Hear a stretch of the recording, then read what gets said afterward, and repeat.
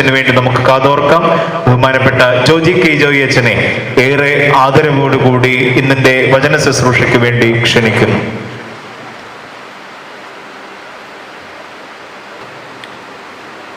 ത്രിയേക ദൈവത്തിൻ്റെ അതിപരിശുദ്ധ നാമം മഹത്വപ്പെടട്ടെ.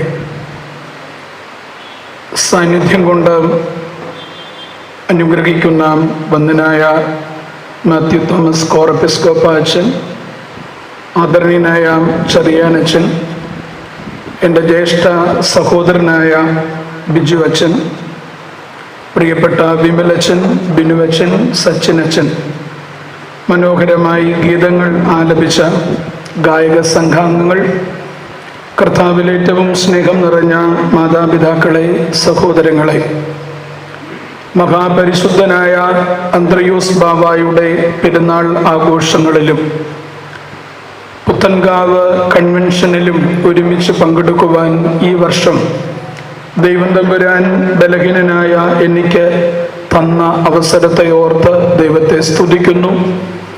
ഇവിടേക്ക് ക്ഷണിച്ചതിലുള്ള നന്ദിയും സ്നേഹവും ചോദിച്ചു.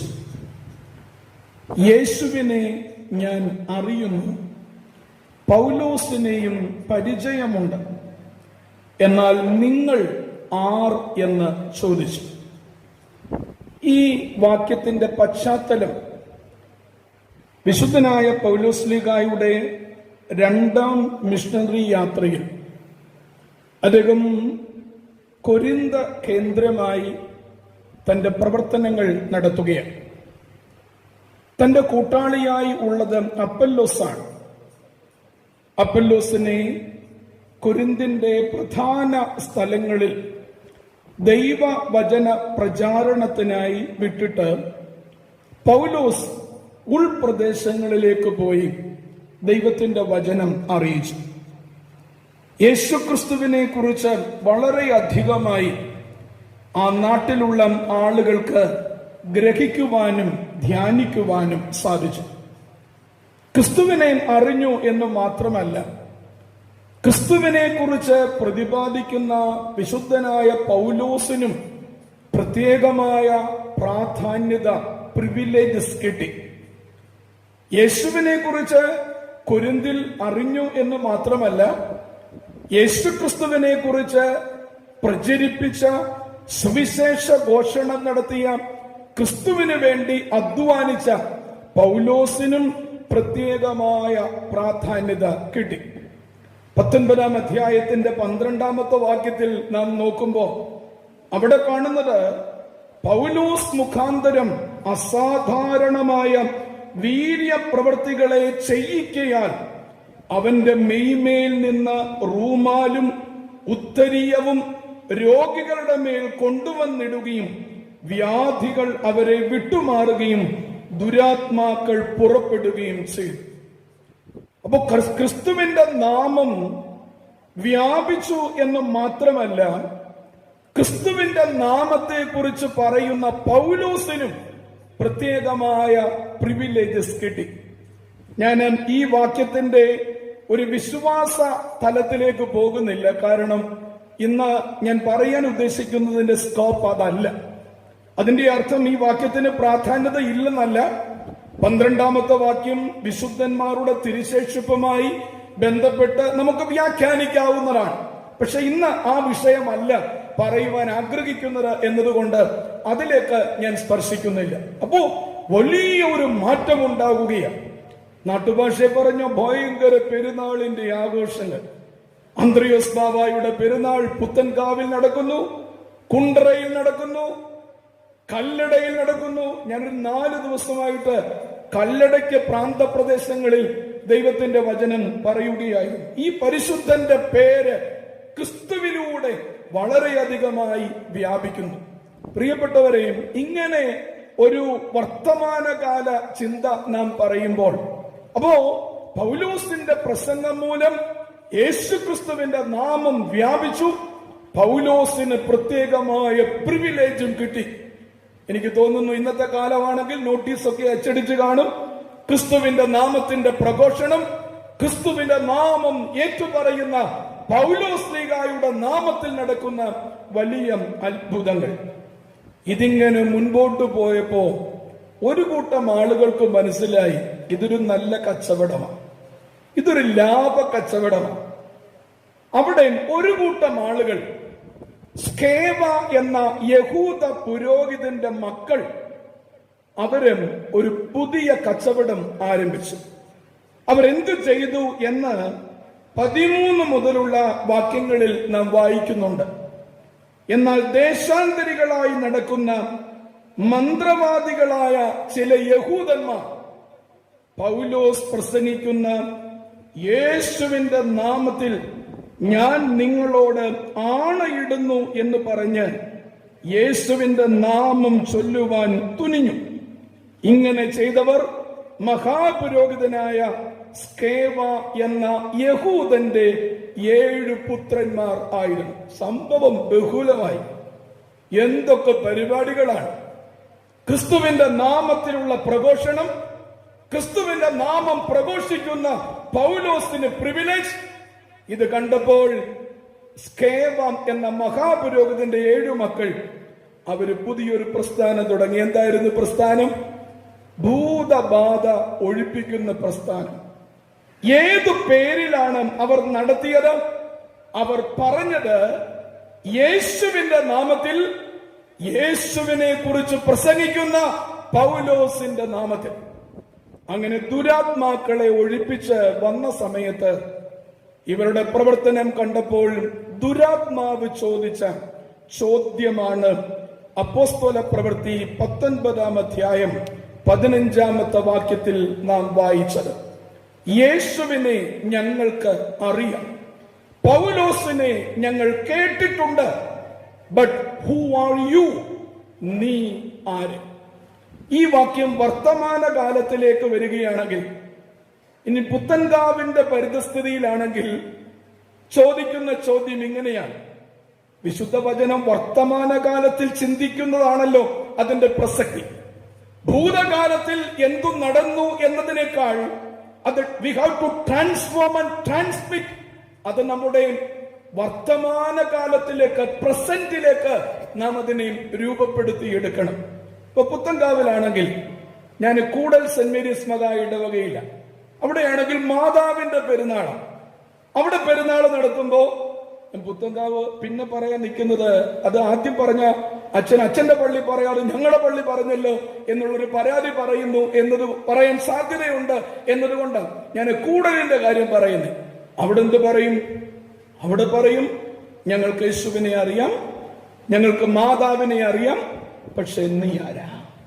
തൊട്ടടുത്ത് കലഞ്ഞൂർ സെന്റ് ജോർജ് പള്ളിയുണ്ട്. പരിശുദ്ധനായ ഗീവർഗീസ് സഹദായുടെ പെരുന്നാൾ മെയ് മാസത്തിൽ ഉജ്ജ്വലമായി നടത്തുന്ന പള്ളി. അവിടെയാണെങ്കിൽ ജനം ചോദിക്കും, ലോകം ചോദിക്കും, ഞങ്ങൾക്ക് യേശുവിനെ അറിയാം, ഞങ്ങൾക്ക് ഗീവർഗീസ് സഹദായെ അറിയാം, പക്ഷേ നീ ആരാണ്? പ്രിയപ്പെട്ടവരെ, ഈ ചോദ്യം നമ്മുടെ കാലികമായ പ്രസക്തിയുള്ള ഒരു ചോദ്യമാണ് എന്ന് ബലഹീനനായി എനിക്ക് തോന്നുകയാണ്. എനിക്ക് തോന്നുന്നു എന്നതിനേക്കാൾ നമ്മൾ ഈ ഭാഗം നോക്കിയാൽ ഈ സംഭവം ഇറ്റ്സ് എ നെഗറ്റീവ് ഇൻസിഡന്റ്. അതൊരിക്കലും വേദപുസ്തകത്തിൽ ചേർക്കേണ്ട ഒരു കാര്യമില്ല. അപ്പോസ്തല പ്രവൃത്തികളുടെ പുസ്തകം എഴുതിയത് ലൂക്കോസ് എവങ്കേലിസ്തയാണ്. വൈദ്യനായ ലൂക്കോസ് വളരെ ശ്രദ്ധയോട് മാത്രമാണ് അദ്ദേഹം തന്റെ സുവിശേഷ രചനയും അപ്പോസ്തല പ്രവൃത്തികളുടെ രചനയും നിർവഹിച്ചിരിക്കുന്നത്. വളരെ ക്രമാനുഗതമായ ഒരു രചനാ വൈഭവശേഷി ഉള്ളയാളാണ് ലൂക്കോസ് എവങ്കേലിസ്ത. ഈ കാര്യം എന്തിനാ ഈ പുസ്തകത്തിൽ എഴുതി വെച്ചിരിക്കുന്നത്? ഒരു പ്രസക്തിയില്ലാത്ത അപ്രധാനമായ ഒരു കാര്യം. സ്കേവായുടെ മക്കളായ 7 പുരോഹിതന്മാർ അവര് ക്രിസ്തുവിന്റെ നാമത്തിൽ പൗലോസിന്റെ പേര് പറഞ്ഞ് ദുരാത്മാവിനെ പുറത്താക്കിയപ്പോ ദുരാത്മാവ് ചോദിച്ചു, നീ ആരാ? അതെന്തിനാ ഈ പുസ്തകത്തിൽ എഴുതിയിരിക്കുന്നത്?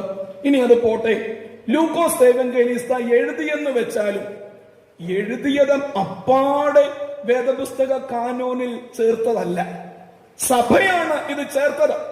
അതുകൊണ്ടാണ് കാനോൻ എന്ന വാക്ക്, കാനോൻ എന്ന വാക്കിന് മെഷറിംഗ് റോഡ് എന്നാണ് അർത്ഥം. എന്തു ചേർക്കണം, എന്തു ചേർക്കണ്ട എന്നത് സഭ തീരുമാനിച്ചു. അതുകൊണ്ടാണ് പറയുന്നത് church is to teach and Bible is to prove. സഭ പഠിപ്പിക്കണം, പുസ്തകം അത് തെളിയിക്കണം. ഞാൻ ചിലപ്പോഴൊക്കെ ഈ വേദവാക്യം വായിച്ചിട്ട് സംശയിച്ചിട്ടുണ്ട്. ഇത് ഞാൻ പറഞ്ഞതുപോലെ ലൂക്കോസ് എഴുതിയെന്ന് വെക്കുക, എന്തിനാണ് സഭാപിതാക്കന്മാർ ഇത് വേദപുസ്തക കാനോനിൽ വെച്ചിരിക്കുന്നത്? ആ ഭാഗം ഒമിറ്റ് ചെയ്തത് കൊണ്ട് ഒരു കുഴപ്പവും ഇതിന്റെ ചരിത്രബന്ധമായ കാര്യത്തിന് ഉണ്ടാകുന്നില്ല. ഇതിനെ തുടർന്ന് വായിക്കുമ്പോൾ നമുക്കറിയാം, ദുരാത്മാവ് ഈ 7 എണ്ണത്തിനെയും അടിച്ച് തല്ലി അവരുടെ വസ്ത്രമൊക്കെ കീറി അവരെ ഉപദ്രവിച്ച് വലിയ പ്രതിസന്ധി ഉണ്ടാക്കി എന്ന് പറഞ്ഞ് അത് അവസാനിപ്പിക്കുകയാണ്. പ്രിയപ്പെട്ടവരെ, ലൂക്കോസ് എവങ്കേലിസ്ത ഇത് രചിച്ചു എങ്കിൽ, സഭാപിതാക്കന്മാർ സഭയുടെ കാനോനിൽ ഇത് ചേർത്തു എങ്കിൽ, ഈ ചോദ്യത്തിന് കാലങ്ങൾക്കും ദേശങ്ങൾക്കും അപ്പുറമായ പ്രസക്തിയുണ്ട്. കാലങ്ങൾക്കും ദേശങ്ങൾക്കും അപ്പുറമായി ഈ ചോദ്യത്തിന് പ്രസക്തിയുണ്ട്. ഞങ്ങൾക്ക് യേശുവിനെയും അറിയാം, ഞങ്ങൾ പൗലോസിനെയും അറിയുന്നു, പക്ഷേ നിങ്ങൾ ആരാണ്? ഓരോ പെരുന്നാൾ നടത്തുമ്പോഴും, ഓരോ പെരുന്നാളിന്റെ കൺവെൻഷൻ നടത്തുമ്പോഴും ഈ ലോകം ചോദിക്കുന്ന ചോദ്യമാണിത്. എന്താണ് ഈ ചോദ്യത്തിന്റെ പ്രസക്തി? അധികം നീട്ടാതെ ഒറ്റ വാക്കിൽ പറഞ്ഞാൽ, വിശുദ്ധി സ്വയാർജിതമായി ക്രമീകരിക്കേണ്ടുന്നതാണ്. വിശുദ്ധി സ്വയാർജിതമായി ക്രമീകരിക്കേണ്ടുന്നതാണ്. അന്ത്രയോസ് ബാവായുടെ വിശുദ്ധിയും 6-ാം മാർത്തോമായുടെ വിശുദ്ധിയും 8-ാം മാർത്തോമായുടെ വിശുദ്ധിയും പുത്തൻകാവിൽ തിരുമേനിയുടെ വിശുദ്ധിയും പറഞ്ഞ് അവരുടെ വിശുദ്ധിയിൽ ചാരി നമുക്ക് അധികകാലം പോകുവാൻ കഴിയില്ല. വിശുദ്ധി സ്വയാർജിതമായി ക്രമീകരിക്കേണ്ടുന്നതാണ്. അതിന് നമുക്ക് ഈ വിശുദ്ധന്മാർ ഒരു മാതൃകയാണ്. ആ വിശുദ്ധന്മാരുടെ ജീവിതം നമുക്ക് പകർത്തിയെടുക്കാം. ക്ഷമിക്കണമേ പ്രിയപ്പെട്ടവരെ, ചില സത്യങ്ങൾ കാലത്തിന്റെ മാറ്റങ്ങൾക്കനുസരിച്ച് ഇനിയെങ്കിലും പറഞ്ഞില്ലെങ്കിൽ അപകടകരമായ അവസ്ഥയിലേക്ക് നമ്മുടെ ആത്മീയത നീങ്ങുന്നു എന്നത് മറന്നു കളയരുത്. വിശുദ്ധന്മാർക്ക് വിശുദ്ധി പകർന്നു തരുവാൻ കഴിയില്ല. വിശുദ്ധന്മാരിൽ നിന്ന് വിശുദ്ധി നമുക്ക് പകർത്തിയെടുക്കുവാനേ കഴിയുള്ളൂ. നമ്മുടെ കർത്താവ് പറഞ്ഞ സുന്ദരമായ ഉപമ, 10 സ്ത്രീകളുടെ ഒരു ഉപമ. അതിൽ ഡിഫറൻഷിയേഷൻ ഉള്ളത് ഒറ്റ കാര്യത്തിലേ ഉള്ളൂ. 5 പേർ ബുദ്ധിമതികളും 5 പേർ ബുദ്ധിഹീനകളും ആയിരുന്നു. എന്താണ് ആ ബുദ്ധിമതികളും ബുദ്ധിഹീനകളും എന്ന നിലയിൽ അവരെ വിവരിക്കുന്ന അല്ലെങ്കിൽ വിഭജിക്കുന്ന കാര്യം എന്താണ്? ആ വേദഭാഗത്തിൽ പറയുന്നുണ്ട്, അവർക്കെല്ലാം പൊതുവായ ചില നന്മകൾ ഉണ്ടായിരുന്നു. 10 പേർക്കും പൊതുവായ നന്മയുണ്ടായിരുന്നു. എന്തായിരുന്നു പൊതുവായ നന്മ? 10 പേർക്കും അറിയാം മണവാളൻ വരുമെന്ന്. 10 പേർക്കും അറിയാം മണവാളൻ വരുമെന്നുള്ള ആ വസ്തുത, ആ യാഥാർത്ഥ്യം. ഞാനതിനെ തിയോളജി എന്ന് വേണമെങ്കിൽ പറയാം, വേദശാസ്ത്രം വേണമെങ്കിൽ ഭരണഘടന എന്നും പറയാം. അത് 10 പേർക്കും അറിയാം. പക്ഷേ അറിവ് തിരിച്ചറിവായി സ്വീകരിച്ചത് 5 പേര് മാത്രമാണ്. അറിവുണ്ടായിട്ട് കാര്യമില്ല, അറിവുകൾ തിരിച്ചറിവുകളായി രൂപപ്പെടുത്തണം. അറിവുകൾ കാലത്തിന്റെ മാറ്റമനുസരിച്ച്, കാലത്തിന്റെ രൂപപ്പെടലനുസരിച്ച് അറിവുകൾ തിരിച്ചറിവുകളായി മാറണം. 10 പേർക്കും അറിയാം യജമാനൻ വരും എന്നത്. പക്ഷേ 5 പേർക്ക് കൃത്യമായി ബോധ്യമുണ്ടായിരുന്നു, വരും എന്നത് ഒരു വ്യാഖ്യാനമല്ല, അത് യാഥാർത്ഥ്യമാണ്. വരും എന്നത് ഒരു സിദ്ധാന്തമല്ല, അത് യാഥാർത്ഥ്യത്തിൽ സംഭവിക്കുന്നതാണ്. എപ്പോഴോ എവിടെയോ എന്ന് പറയാനാകില്ല, പക്ഷേ വരും എന്നത് ഒരു യാഥാർത്ഥ്യമാണ് എന്ന് 5 പേർ തിരിച്ചറിഞ്ഞു. 5 പേർ അത് തിരിച്ചറിഞ്ഞില്ല. അതുകൊണ്ട് എന്നാ സംഭവിച്ചത്? രണ്ടാമത്തെ പൊതുവായ നന്മ എന്താ? 10 പേരുടെ കയ്യിലും വിളക്കുണ്ടായിരുന്നു. നമ്മൾ വളരെ സൂക്ഷ്മതയോടെയാണ് ആ വേദഭാഗത്തെ സമീപിക്കേണ്ടുന്നത്. 10 പേരുടെ കയ്യിലും വിളക്കുണ്ടായിരുന്നു.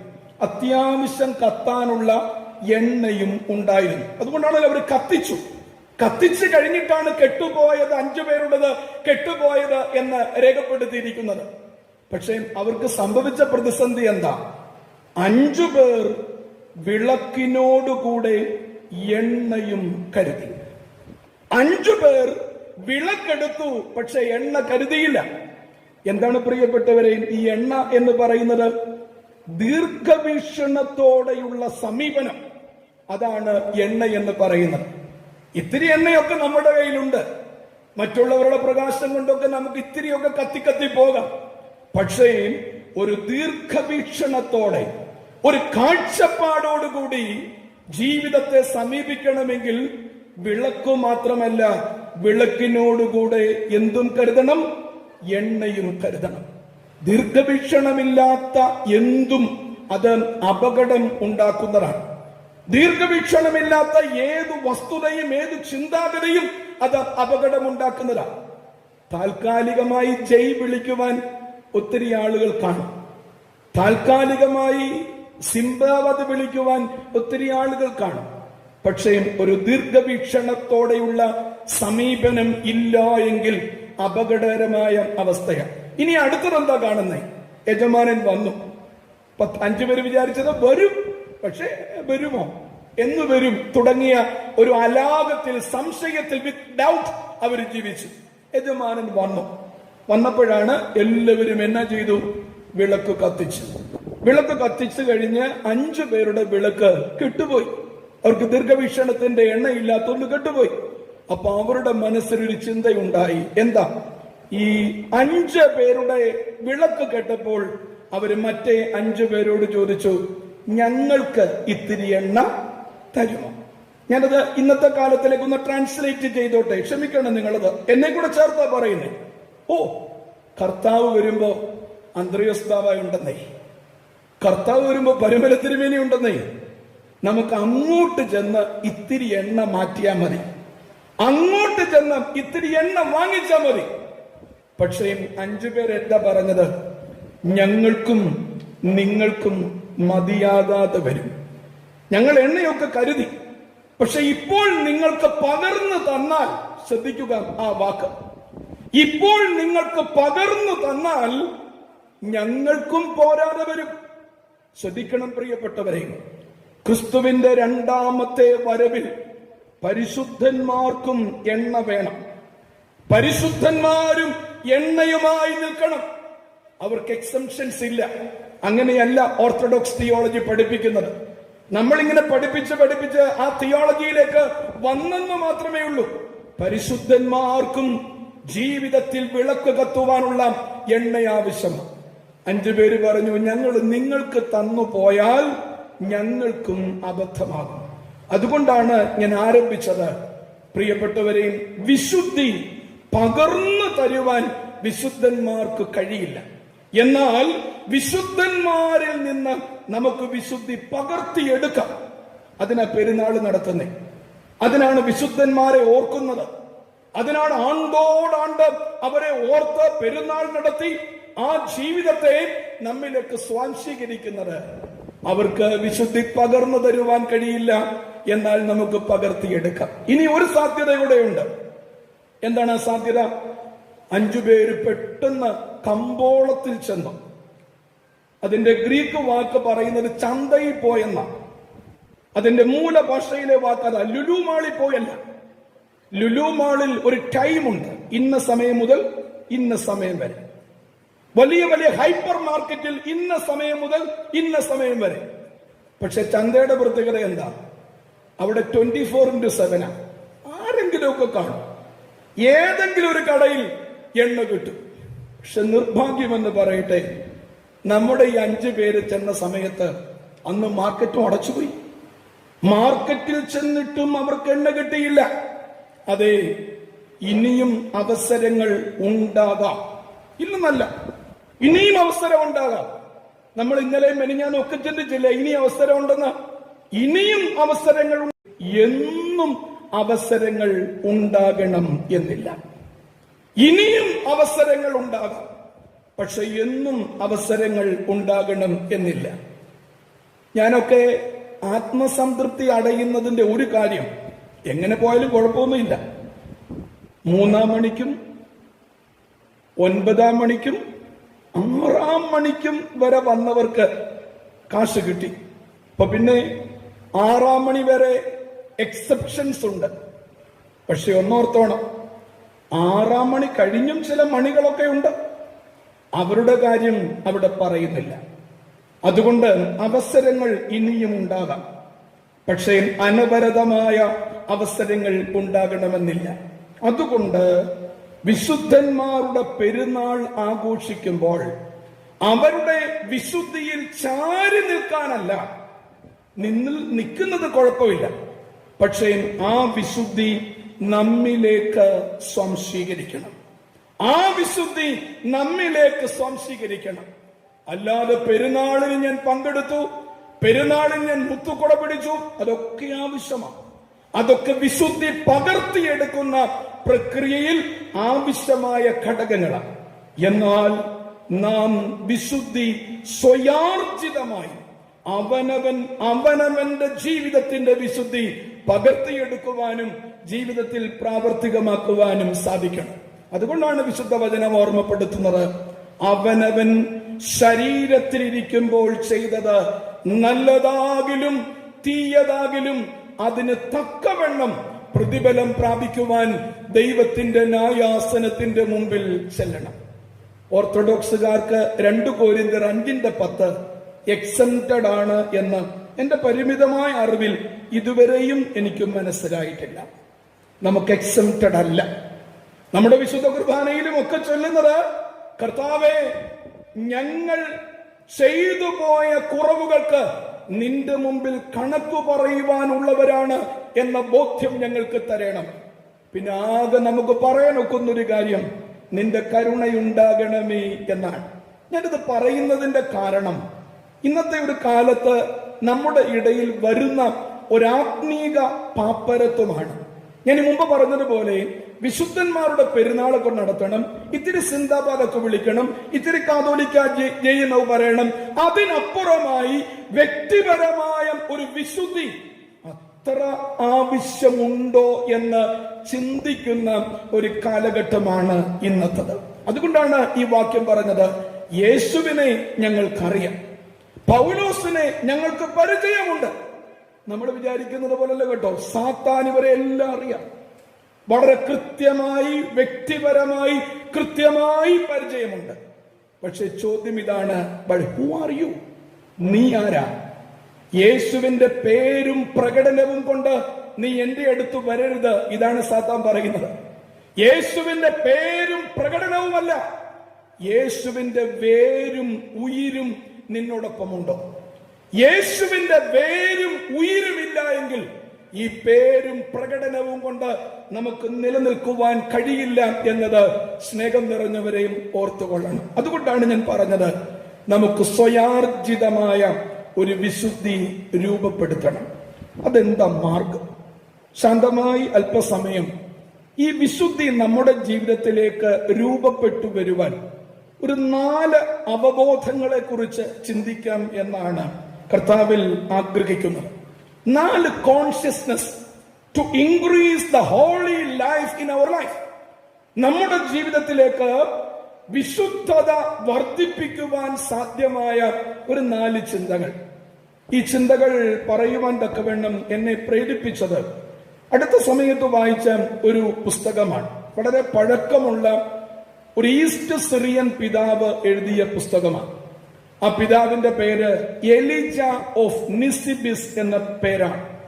അദ്ദേഹത്തിന്റെ പുസ്തകം വളരെയേറെ എഴുത്തുകൾ എഴുതിയിട്ടുള്ള, വളരെയേറെ ലിറ്ററേച്ചർ എഴുതിയിട്ടുള്ള ആളാണ്. നമ്മൾ ഗൂഗിളിൽ ഈ പേര് സെർച്ച് ചെയ്ത് കഴിഞ്ഞാൽ ഒത്തിരി ബുക്സ് അദ്ദേഹത്തിന്റെ, പ്രത്യേകിച്ച് കിഴക്കൻ സുറിയാനി സഭയുടെ, പേർഷ്യൻ സഭയുടെ ചരിത്രത്തെക്കുറിച്ച്, അവിടുത്തെ ക്രൊണോളജിയെ കുറിച്ച്, അവിടുത്തെ പിതാക്കന്മാരുടെ ക്രോണിക്കലായിട്ടുള്ള ക്രമീകരണങ്ങളെ കുറിച്ച്, വിശ്വാസത്തെ കുറിച്ച് ഒത്തിരി പുസ്തകങ്ങൾ എഴുതിയിട്ടുള്ളയാളാണ്. അദ്ദേഹം ജീവിച്ചിരുന്ന കാലഘട്ടം 975 മുതൽ 1046 വരെയുള്ള കാലഘട്ടത്തിലാണ് അദ്ദേഹം ജീവിച്ചിരുന്നത്. 975 മുതൽ 1046 വരെയുള്ള കാലഘട്ടം. അദ്ദേഹത്തിന്റെ ഏറ്റവും വിഖ്യാതമായൊരു പുസ്തകമാണ് റാഷണൽ മാനേജ്മെന്റ് ഫോർ ആങ്സൈറ്റി. ഇന്ന് ഉത്കണ്ഠകളൊക്കെ എങ്ങനെ മാറ്റണമെന്ന് സ്കൂളിലും കോളേജിലും സൈക്കോളജിസ്റ്റുകളൊക്കെ പഠിപ്പിക്കുന്നുണ്ട്. How to overcome anxiety. എങ്ങനെയാണ് നമുക്ക് നമ്മുടെ ആകാംക്ഷകളെ, ഉത്കണ്ഠകളെ, ഡിസ്ട്രസിനെ നമുക്ക് ഓവർകം ചെയ്യാൻ കഴിയുന്നത് എന്ന് ഏറെ പഠനങ്ങൾ ഇന്ന് നടക്കുന്ന ഒരവസരമാണ്. പ്രിയപ്പെട്ടവരെയും,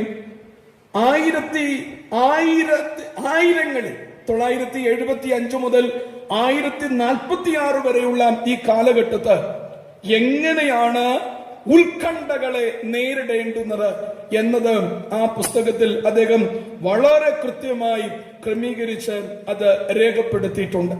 അത് ante Nicene fathers ANF and post Nicene fathers NBNF എന്നൊക്കെ പറയുന്ന സീരീസ് ഉണ്ട്. സെമിനാരി പഠിക്കുമ്പോൾ ഞങ്ങളൊക്കെ അത് പകർത്തി എഴുതിയെങ്കിലും അസൈൻമെന്റ് ഒക്കെ എഴുതിയിട്ടുള്ളവരാണ്. അവിടെ ഈ പിതാവിനെ കുറിച്ചും പറയുന്നുണ്ട്, പോസ്റ്റ് നൈസിയൻ ഫാദേഴ്സ് എന്ന ആ സീരീസ്. അതിനകത്ത് ഞാൻ ഈ പറഞ്ഞ പുസ്തകം റാഷണൽ മാനേജ്മെന്റ് ഫോർ ആങ്സൈറ്റി, അതിനകത്തൊരു സംഭവം വിവരിക്കുന്നുണ്ട്. ഒരു സന്യാസിയോട് ഈ ഗ്രന്ഥകർത്താവ് എന്ന് പറയുന്നയാൾ ചോദിച്ചു, അങ്ങ് എങ്ങനെയാണ് ജീവിതത്തെ സംതൃപ്തിയോടെ ജീവിക്കുന്നത്? എങ്ങനെയാണ് അങ്ങയുടെ സംതൃപ്തിക്ക് കാരണം എന്താ? വളരെ സംതൃപ്തിയോടെ, വളരെ ഇച്ഛാബോധത്തോടെ ആ മനുഷ്യൻ ജീവിക്കുകയാണ്. താങ്കളുടെ സംതൃപ്തിയുടെ കാരണം എന്താ? അദ്ദേഹം 4 കാര്യങ്ങൾ പറയുന്നുണ്ട്. ബലഹീനായ എന്റെ ബുദ്ധിയിൽ ഈ 4 കാര്യങ്ങൾ നമ്മുടെ കാലഘട്ടത്തിലും പ്രസക്തമാണ് എന്ന് തോന്നുന്നത് കൊണ്ട് നമുക്ക് വിശുദ്ധിയിലേക്ക്, സ്വയാർജിതമായ വിശുദ്ധിയിലേക്ക് വരാനുള്ള ഒരു പ്രാക്ടിക്കൽ വിസ്ഡമായി, പ്രായോഗിക ജ്ഞാനമായി ഈ ഭാഗത്തെ കാണുകയാണ്. ഓരോന്നായിട്ട് നമുക്ക് ഒന്ന് വായിക്കാൻ പറയാം. എന്നിട്ട് അതിന്റെ ഇത്തിരി ഉപോത്ബലകമായ വേദവാക്യങ്ങളും കാര്യങ്ങളും ഒക്കെ മനസ്സിലാക്കിയിട്ട് നമുക്ക് ഈ ചിന്ത അവസാനിപ്പിക്കാം. ഒന്നാമതായി, അങ്ങയുടെ ജീവിതത്തിന്റെ സംതൃപ്തിക്ക് കാരണം എന്താണ്?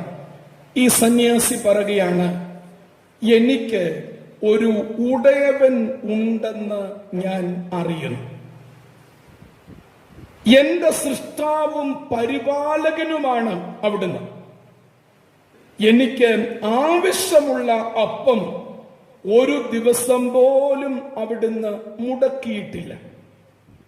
ആ ഉടയവനിലുള്ള എന്റെ ഉറപ്പ് പരിധിയില്ലാത്തതാണ്. ലളിതമായിട്ട് പറഞ്ഞാൽ, എനിക്കൊരു സൃഷ്ടാവുണ്ട്, എനിക്കൊരു നിർമ്മിതാവുണ്ട്. എന്റെ ശരീരം, എന്റെ ആത്മാവ്, എന്റെ ദേഹി അത് നിർമ്മിച്ച ഒരു തമ്പുരാനുണ്ട് എന്ന അവബോധം.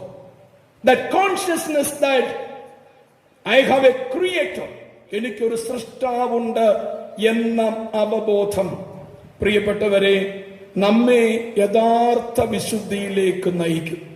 യഥാർത്ഥ വിശുദ്ധിയിലേക്ക് നയിക്കും. എനിക്ക് ഒരു ഉടയവനുണ്ട് എന്ന് ഞാൻ അറിയുന്നു. അതെന്റെ സൃഷ്ടാവും പരിപാലകനുമാണ്.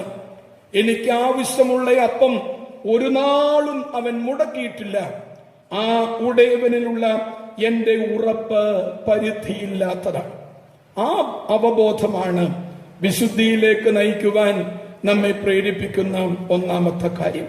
സ്നേഹം നിറഞ്ഞവരെ, ഞാൻ ആരുടേത് എന്നറിയുന്നത്, ഞാൻ ആര് എന്ന് അറിയുന്നത് ഞാൻ ആരുടേതാണ് എന്നതിന്റെ അടിസ്ഥാനത്തിലാണ്. ഞാൻ ആരെന്ന് മനസ്സിലാക്കുന്നത് ഞാൻ ആരുടേതാണ് എന്നതിന്റെ അടിസ്ഥാനത്തിലാണ്. ഇപ്പൊ കോവിഡിന്റെ 3 സ്ട്രീമുകൾ വന്നു. ഇനി ഒന്നുകൂടെ ഉണ്ടെന്ന് പറയുന്നുണ്ട്. ഒന്നാമത്തേതായിരുന്നു നമ്മൾ കണ്ടിട്ടില്ല, കേട്ടിട്ടില്ല, അറിഞ്ഞിട്ടില്ല, അല്ലേ? എല്ലാം ലോക്ക്ഡൌൺ ആയിരുന്നു, എല്ലാം അടച്ചുപൂട്ടി. അച്ഛന്മാരൊക്കെ പള്ളിയിൽ പോകാൻ എന്നോ ബുദ്ധിമുട്ടായിരുന്നു. എല്ലാ ദിവസവും വെളിയിലേക്ക് സാധാരണപ്പെട്ടവർക്ക് വെളിക്കാര്യമാരായതുകൊണ്ട് പൂജ നടത്താൻ ഒന്ന് പോകാൻ ഒക്കും. പക്ഷെ എന്തോ ഒരു ഗതികേടാ. എല്ലാ ദിവസവും അഫിഡവിറ്റ് വേണം, സത്യവാങ്മൂലം വേണം, അല്ലേ? അത് എഴുതി വെച്ചാൽ പോരാ, ഓരോ ദിവസവും അത് എഴുതിക്കൊണ്ട് പോകണം.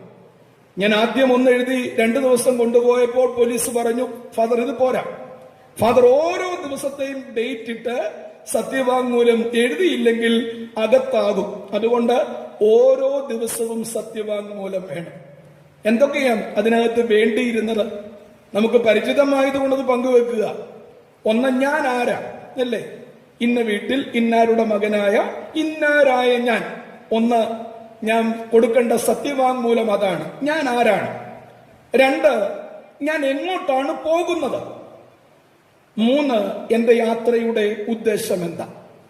ഈ മൂന്ന് കാര്യങ്ങൾ നിർബന്ധമായി ആ സത്യവാങ്മൂലത്തിൽ വേണം. എന്തായിരുന്നാലും കോവിഡ് വന്നതുകൊണ്ട് അങ്ങനെയെങ്കിലും ഒന്ന് എഴുതാൻ പറ്റി. നമ്മൾ ഒത്തിരി നാളായിട്ട് ഇതൊക്കെ ധ്യാനിക്കുന്നുണ്ട്. നീ ആരാണെന്ന് അറിയണം, നീ ജീവിത യാത്രക്കാരാ, കാലടികൾ എങ്ങോട്ട് എന്നൊക്കെ പാടിയിട്ടുണ്ട്. പക്ഷെ എങ്ങോട്ടാ പോകുന്നതെന്ന് എത്ര പേര് ഓർത്തിട്ടാ വീട്ടിൽ നിന്ന് ഇറങ്ങുന്നത്? മൂന്ന്, യാത്രയുടെ ഉദ്ദേശം എന്താ.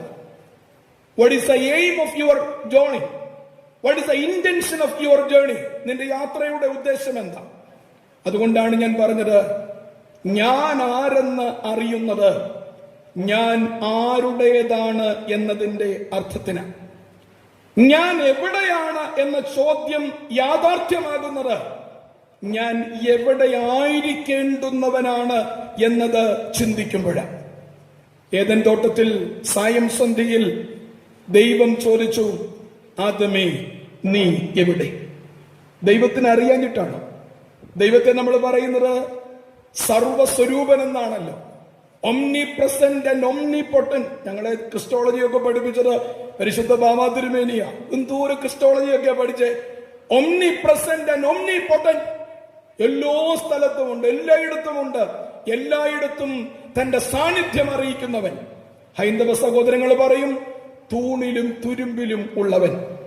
ആ ദൈവത്തിന് അറിയില്ലേ ആദം എവിടെയാണ് നിൽക്കുന്നത് എന്ന്? പ്രിയപ്പെട്ടവരെയും, നീ എവിടെ എന്ന് ചോദിക്കുമ്പോൾ നീ എവിടെ ആയിരിക്കേണ്ടുന്നവനാണ് എന്നതാണ് അതിന്റെ യഥാർത്ഥ ചിന്ത. സന്ധിക്ക് എന്റെ ഭാര്യ വിളിച്ചു ചോദിക്കുകയാണ്, അച്ഛാ എവിടെയാ? അതിന്റെ അർത്ഥം, അച്ഛാ ഇപ്പോൾ നീ എവിടെ ആയിരിക്കേണ്ടുന്നവനാ? നമ്മുടെയൊക്കെ ജീവിതത്തിൽ ഈ ചോദ്യം നാം നേരിടുന്നുണ്ട്. പക്ഷെ യഥാർത്ഥ ഉത്തരമാണോ നാം നൽകുന്നത്? പ്രിയപ്പെട്ടവരെ, ഞാൻ ഓർമ്മപ്പെടുത്തിയതുപോലെ കോവിഡ് വന്നതുകൊണ്ട് ഈ കാര്യങ്ങൾ ബോധ്യപ്പെട്ടില്ലേലും എഴുതിയെങ്കിലും വെക്കുവാൻ ഇടയായി. ഞാൻ ആരാണ്? ഞാൻ എവിടേക്കാണ് പോകുന്നത്? എന്റെ യാത്രയുടെയും ഉദ്ദേശം എന്താണ്?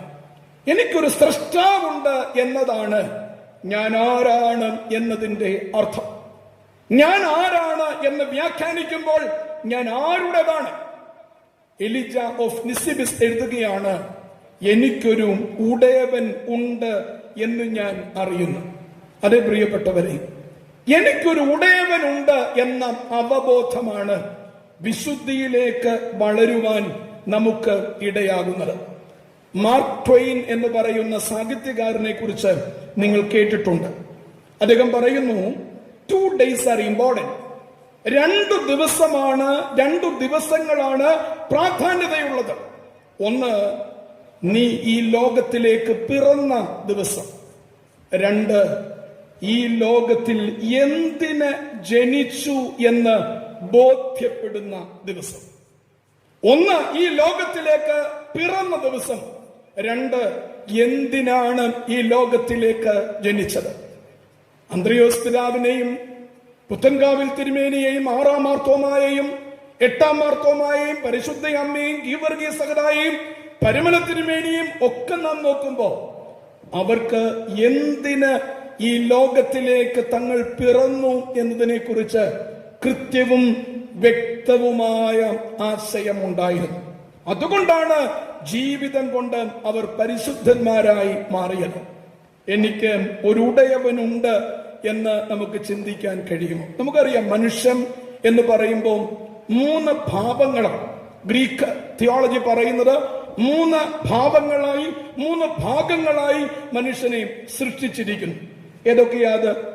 ദേഹം, ദേഹി, ആത്മാവ്. നമുക്ക് ഈ ദേഹി ആത്മാവൊക്കെ അവിടെ നിൽക്കട്ടെ. നമുക്കത് ഒത്തിരി ഒന്ന് വിശാലമായിട്ട് നമ്മുടെയൊക്കെ സാധാരണ ബുദ്ധിയിലുള്ള ഒരു കാര്യമല്ല. ദേഹത്തെ കുറിച്ച് ചിന്തിക്കാൻ. ഈ ദേഹം, ഈ കാണുന്ന വിസിബിൾ ബോഡി, ഇത് ധ്യാനിക്കേണ്ട ഒന്നാണ്. അതുകൊണ്ടാണ് മനുഷ്യ ശരീരം വിസ്മയിപ്പിക്കുന്ന സുവിശേഷം എന്ന് രേഖപ്പെടുത്തിയിരിക്കുന്നത്. ഹാംലെറ്റിൽ ഷേക്സ്പിയർ പറയുന്നുണ്ട്, what a piece of creation is this human being. ഈ മനുഷ്യൻ എന്ന് പറയുന്നത് എത്ര ഉജ്ജ്വലമായ ഒരു സൃഷ്ടിയാണ്. പ്രിയപ്പെട്ടവരെ, നമ്മൾ ധ്യാനിക്കണം, നമ്മുടെ ശരീരം എടുത്ത് നമ്മൾ ധ്യാനിക്കണം. എന്റേത്, എന്റെ ശരീരം എന്നൊക്കെ പറയുന്ന ഈ ശരീരം എത്രത്തോളം നമ്മുടേതാണ്, നമ്മുടെ സ്വന്തമാണ് എന്ന് നാം ധ്യാനിക്കണം. അടുത്ത കാലത്ത് ഒരു ധ്യാന ചിന്തന തന്നെ വന്നിട്ടുള്ളത്, നമ്മുടെ ഹ്യൂമൻ ബോഡി, അത് യോഗയുമായിട്ടൊക്കെ ഇപ്പോൾ അറ്റാച്ച് ചെയ്തിട്ടുണ്ട്. നമ്മുടെ ഹ്യൂമൻ ബോഡി, അതിനെക്കുറിച്ച് ധ്യാനിക്കുന്ന ഏറ്റവും ധന്യമായ അവസ്ഥ. ഞാൻ അടുത്ത സമയത്ത് ഒരു മെഡിക്കൽ ജേർണൽ വായിക്കുവാനായിട്ടിടയായി. എന്റെ ഭാര്യ ഗവൺമെന്റ് സർവീസിൽ മെഡിക്കൽ വിഭാഗത്തിൽ വർക്ക് ചെയ്യുന്നത് കൊണ്ട് അവൾക്ക് വരുന്ന ജേർണലുകളൊക്കെ ഞാനും എടുത്ത് വായിക്കാൻ ചിലപ്പോഴൊക്കെ ശ്രമിക്കാറുണ്ട്. അപ്പോൾ ഈ മനുഷ്യ ശരീരത്തെ കുറിച്ച്, കോവിഡിന്റെ പശ്ചാത്തലത്തിലാണ് അവര് അത് രേഖപ്പെടുത്തിയിരിക്കുന്നത്, മനുഷ്യ ശരീരത്തിന്റെ ചില പ്രത്യേകതകളെ കുറിച്ച് ആ ജേർണലിൽ വായിക്കുവാനായിട്ട് ഇടയായി. അല്ല, ചിലത് മാത്രം, ഒത്തിരി പറഞ്ഞാൽ അത് ബോറിംഗ് ആണ് എന്ന് എനിക്കറിയാം, ചിലത് മാത്രം ഒന്ന് പറഞ്ഞ് മുൻപോട്ട് പോകുകയാണ്. നമ്മുടെ കണ്ണ് ഒരു വർഷം 1 കോടി തവണ ചിമ്മുന്നുണ്ട്. 1 കോടി തവണ ഒരു വർഷം ചിമ്മുന്നുണ്ട്. ഒരു ദിവസം അങ്ങനെയാണെങ്കിൽ 28,000 പ്രാവശ്യം, 1 മിനിറ്റ് 466 പ്രാവശ്യം, 1 സെക്കൻഡിൽ 7 പ്രാവശ്യം. അത് തിരിച്ചറിഞ്ഞിട്ടുള്ള എത്ര ശാസ്ത്രജ്ഞന്മാര് ഇവിടെ ഇരിപ്പുണ്ട്? എന്റെ കണ്ണ് 1 സെക്കൻഡിൽ 7 പ്രാവശ്യം ചിമ്മുന്നു, 1 മിനിറ്റിൽ 466 പ്രാവശ്യം, 1 ദിവസം 28,000 പ്രാവശ്യം, 1 വർഷം 1 കോടി തവണ. എന്റെ കണ്ണിലേക്ക്, കണ്ണ് കാരണം ഇതാണ് ജീവന്റെ ഏറ്റവും പ്രധാനപ്പെട്ട കാര്യം. കർത്താവ് തന്നെ പറഞ്ഞു, നിന്റെ കണ്ണാണ് നിന്റെ ജീവന്റെ ആധാരം. അതുകൊണ്ട് കണ്ണിനെ സൂക്ഷിച്ചു കൊള്ളണം. പണ്ട് ഡോക്ടേഴ്സ് ഒക്കെ രോഗം നിർണയിച്ചിരുന്നത് CT സ്കാൻ എടുത്തല്ല, കണ്ണ് പിടിച്ചു നോക്കും. അപ്പൊ കണ്ണിൽ ഒരു വ്യക്തിയുടെ ആരോഗ്യം കാണുവാൻ കഴിയും. എന്റെ കണ്ണിലേക്ക് മലിനജലം തലയിൽ നിന്ന്, കാരണം വിയർപ്പാദ്യമുണ്ടാകുന്നത് തലയിലാണ്, തലയിൽ നിന്ന് വിയർപ്പ് എന്റെ കണ്ണിലേക്ക് ഒലിച്ചു വരാതിരിക്കുവാൻ ആരോ ഇതിന്റെ മുമ്പിൽ ഒരു തടയണ കെട്ടിവെച്ച്. ആളിന്റെ പേര് നിങ്ങൾക്ക് ആരുടെ പേരും വേണേ എടുക്കാം, ഡാർവിനെന്നോ, അല്ലെങ്കിൽ നിങ്ങൾ ബയോളജി പഠിച്ചിട്ടുള്ള ആളെന്നോ, അല്ലെങ്കിൽ ഇപ്പൊ നൊബേൽ സമ്മാനം കിട്ടിയ ആളെന്നോ, ആരുടെ പേര് വായിക്കും. പക്ഷെ എന്റെ കണ്ണിലേക്ക് മലിനജലം ഒഴുകി വരാതിരിക്കുവാൻ ആരോ ഇതിന്റെ മുകളിൽ ഒരു ചിറകെട്ടി വെച്ചിട്ടുണ്ട്. അതിനെ പുരുകം എന്ന് നമ്മൾ പറയും. എന്റെ കണ്ണിൽ പൊടി കയറാതിരിക്കാൻ, മാലിന്യം കയറാതിരിക്കാൻ ആരോ എന്റെ കണ്ണിന്റെ പോളയിൽ പീലികൾ, രോമകൂപങ്ങൾ, അരിച്ചെടുക്കുവാൻ തക്കവണ്ണമുള്ള രോമകൂപങ്ങൾ ക്രമീകരിച്ച് വെച്ചിട്ടുണ്ട്. എന്റെ കണ്ണിന്റെ ഫോക്കസിംഗ് മസിൽ ഒരു ദിവസം 1,00,000 പ്രാവശ്യമാണ് എന്റെ കണ്ണിന്റെ ഫോക്കസിംഗ് മസിൽ പ്രവർത്തിക്കുന്നത്. അത് കാലിന്റെ മസിലിന് അപ്രകാരമുള്ള എനർജി കിട്ടണമെങ്കിൽ ഒരു ദിവസം 80 കിലോമീറ്റർ നടക്കണം. ഇത് ഞാൻ പറഞ്ഞതല്ല കേട്ടോ, നിങ്ങൾ എന്നെ ഒന്നും ആരോപിക്കണ്ട. ഇത് മെഡിക്കൽ ജേർണലിൽ മെഡിക്കൽ എക്സ്പേർട്സ് പറയുന്നതാ, എന്നെ പോലുള്ള പാവപ്പെട്ടവൻ പറയുന്നൊന്നുമല്ല. മെഡിക്കൽ എക്സ്പേർട്സിന്റെ ഒപ്പീനിയനാ. ഒരു ദിവസം 1,00,000 പ്രാവശ്യം നമ്മുടെ ഫോക്കസിംഗ് മസിൽ പ്രവർത്തിക്കുന്നുണ്ട്. അത് കാലിന് ആ പവർ കിട്ടണമെങ്കിൽ 80 കിലോമീറ്റർ ഒരു ദിവസം നടക്കണം. നമ്മളോട് ഡോക്ടർ പറഞ്ഞിട്ടുള്ളത് 3 മുതൽ 4 കിലോമീറ്റർ ദൂരം നടക്കണം. അത് കൂടിയാലും കുഴപ്പം, കുറഞ്ഞാലും കുഴപ്പം. കൂടിയാലും പ്രശ്നം, കൂടിയാലും അറ്റാക്ക് വരും, കുറഞ്ഞാലും അറ്റാക്ക് വരും. നുണ പറയുമ്പോൾ, എത്ര കള്ളം പറഞ്ഞാലും നുണ പറയുമ്പോൾ കണ്ണ് അറിയാതെ ചിമ്മും. വശങ്ങളിലേക്കും മുകളിലേക്കും താഴേക്കും കൃഷ്ണമണി അറിയാതെ ചലിക്കും. അത് ഈ നുണ പരിശോധന എന്നൊക്കെ പോലീസ് നടത്തും, എനിക്കറിയില്ല, അങ്ങനെയൊക്കെ ഉണ്ടെന്ന് പറയുന്നുവല്ല. ഇഷ്ടമുള്ള ആളിനെ കാണുമ്പോൾ കൃഷ്ണമണി വികസിക്കും. അപ്പൊ എനിക്ക് മത്തായി അച്ഛനെ, സജി അച്ഛനെ നല്ലതായിട്ട് കാണാം. ഇഷ്ടമില്ലാത്ത ആളാണ് വരുന്നതെങ്കിൽ എന്റെ കൃഷ്ണമണി ചുരുങ്ങും. അപ്പൊ ഞാൻ പറയും, ഓ കണ്ടില്ലായിരുന്നു. അത് ഓട്ടോമാറ്റിക്കലി നമ്മുടെ ശരീരത്തിൽ സംഭവിക്കും. അതിന് കണ്ണിനെ കുറിച്ച് തന്നെ 4 പേജ് ആ ജേർണലിൽ വായിക്കുവാനായിട്ടിടയായി. മൂക്കിൽ 50 ലക്ഷം റിസപ്റ്റേഴ്സ് ആണ് നമ്മുടെ മൂക്കിൽ ഉള്ളത്. 50,000 സ്മെൽ തിരിച്ചറിയാനുള്ള, റിസീവ് ചെയ്യുവാനുള്ള റിസപ്റ്റേഴ്സ്, അതായത് അതിന്റെ നമ്മൾക്ക് ഏത് സ്മെല്ലാണ് എന്ന് തലച്ചോറിന് ഇമ്പൾസ് കൊടുക്കുന്ന 50 ലക്ഷം റിസപ്റ്റേഴ്സ് ആണ് നമ്മുടെ മൂക്കിലുള്ളത്. ഇപ്പൊ ഇത്തിരി ചൂടൊക്കെ ഉണ്ട്, പക്ഷെ ഫാൻ ഇവിടെ വർക്ക് ചെയ്യുന്നില്ല. എനിക്ക് ചൂട് തോന്നുന്നില്ല.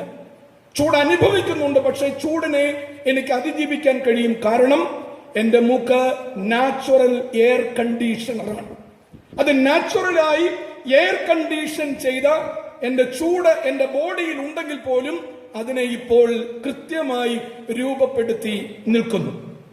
തുമ്മൽ ഏറ്റവും നല്ല ഒരു ശുചീകരണ പ്രക്രിയയാണ്. കോവിഡ് വന്നപ്പോ നമ്മള് ഈ അണുനശീകരണം എന്നൊക്കെ പറഞ്ഞല്ലോ.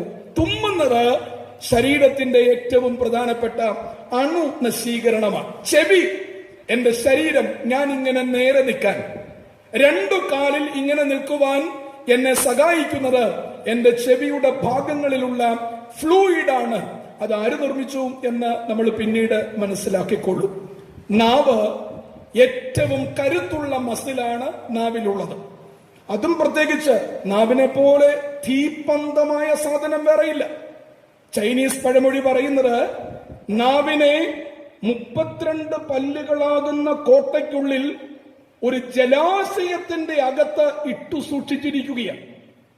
എപ്പോഴും തണുത്ത് കിടക്കണം, വെള്ളത്തിൽ കിടക്കണം. കാരണം വെള്ളമില്ല എങ്കിൽ ചിലർ എന്നെ നോക്കിയിട്ട് ഇങ്ങനെ നോക്കുന്നുണ്ട്, 32 ഉണ്ടോ, 1, 2, 3, ചിലർക്കില്ല, 32 ഇല്ല. അതിന്റെ കാരണം ഈ അകത്ത് കിടക്കേണ്ട സാധനത്തെ ദുരുപയോഗം ചെയ്തതുകൊണ്ടാണ്. അതുകൊണ്ട് 32 എണ്ണിയ ചിലപ്പം കാണുമെന്ന് വരത്തില്ല. 32 പല്ലുകളാകുന്ന കോട്ടയ്ക്കുള്ളിൽ ഒരു ജലാശയത്തിന്റെ ഉള്ളിൽ എന്റെ നാവിനെ ആരോ സൂക്ഷിച്ചിരിക്കുന്നു. എന്റെ ത്വക്ക് സ്വർഗം തുന്നിയെടുത്ത പട്ടുനൂൽ വസ്ത്രമാണ്. 5 ബില്യൺ സെൽസ് ആണ് എന്റെ ഈ തൊലിയിലുള്ളത്. 5 ബില്യൺ സെൽസ്. വിരൽത്തുമ്പിൽ 10,000 സെൽസ്. എന്റെ ഹൃദയം 1 മണിക്കൂറിൽ 4,000 പ്രാവശ്യം. 1 മിനിറ്റിൽ നമ്മൾ പൾസ് ഓക്സിമീറ്റർ ഒക്കെ വെച്ച് നോക്കിയായിരുന്നല്ലോ കോവിഡ് വന്നപ്പോ. ഈ തൂട് കൂടിയാണോ കുറഞ്ഞോ പോയോ, SpO2 കൂടിയോ, എന്തോരം നോട്ടമായിരുന്നു. 1 മിനിറ്റിൽ 70 പ്രാവശ്യം, 1 മണിക്കൂറിൽ 4,000 പ്രാവശ്യം. എന്റെ കിഡ്നി 4.5 ലക്ഷം ഫിൽറ്റേഴ്സ് ആരോ എന്റെ ശരീരത്തിന്റെ എല്ലാ മാലിന്യങ്ങളും ഫിൽറ്റർ ചെയ്യുവാൻ ആരോ ക്രമീകരിച്ചിരിക്കുന്നു. എന്റെ ബ്രെയിൻ, ഞാൻ ഓരോന്നോരോന്നുണ്ടെങ്കിലും സമയത്തിന്റെ ചുരുക്കം മൂലം പ്രധാനപ്പെട്ടത് പറഞ്ഞു പോകുക. എന്റെ ബ്രെയിൻ, അതിന്റെ സ്റ്റോറേജ് കപ്പാസിറ്റി 2 ക്വിന്റില്യൺ ബൈറ്റാണ്. KB എന്ന് പറയും. നമ്മൾ ഏതൊക്കെ ബി കേട്ടിട്ടുണ്ട്? GB. ഈ ക്യാമറയ്ക്ക് ഇത്ര GB ഉണ്ട്. പിന്നെ കുറച്ചുകൂടെ മുമ്പോട്ട് പോയാൽ MB, മെഗാബൈറ്റ്. ജിഗാബൈറ്റും മെഗാബൈറ്റും കേട്ടിട്ടുണ്ട്. പക്ഷെ ഇവിടെ പറയുന്നത് KB, ക്വിന്റില്യൺ ബൈറ്റ് എന്ന് വെച്ചാൽ 2 എഴുതിയിട്ട് 18 പൂജ്യം ഇടുന്ന സംഖ്യ. അതാണ് എന്റെ ബ്രെയിനിന്റെ സ്റ്റോറേജ് കപ്പാസിറ്റി.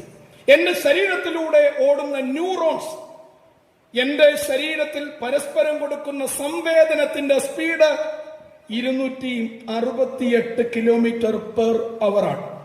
സിൽവർ ലൈനിന് അത്രയും വരില്ല. 268 കിലോമീറ്റർ പെർ അവർ.